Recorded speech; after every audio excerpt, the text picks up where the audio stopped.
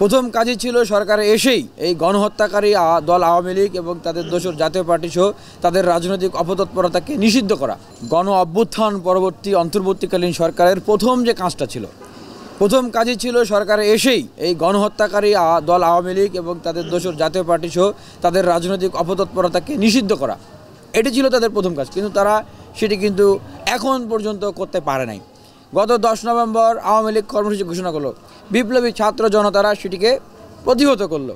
তাহলে এখন কি দাঁড়াচ্ছে, প্রশ্ন কি দাঁড়াচ্ছে যে এইভাবে করে সরকার তাদের বিষয়ে কোনো সিদ্ধান্ত নেবে না, আগামী নির্বাচনে তারা আসবে, এই ধরনের কথা সরকার বলবে, আর ফ্যাসিবাদ বিরোধীরা রাজপথে লড়াই করবে, সংগ্রাম করবে, রক্তের হোলি খেলা, রক্তের গঙ্গা বলবে, ওনারা বসে বসে দেখবেন। এটাই কি হওয়ার কথা? এটা তো সরকারের দায়িত্ব, সরকারকেই কিন্তু এটি করতে হবে এবং দ্রুত তাদের রাজনৈতিক অপতৎপরতা বন্ধের জন্য তাদেরকে নিষিদ্ধ করতে হবে। আমি কিছু প্রশ্ন রাখতে চাই যে এইখানে কিন্তু দুধ কা দুধ পানি কা পানি এখনই ফয়সালা হয়ে যেতে হবে।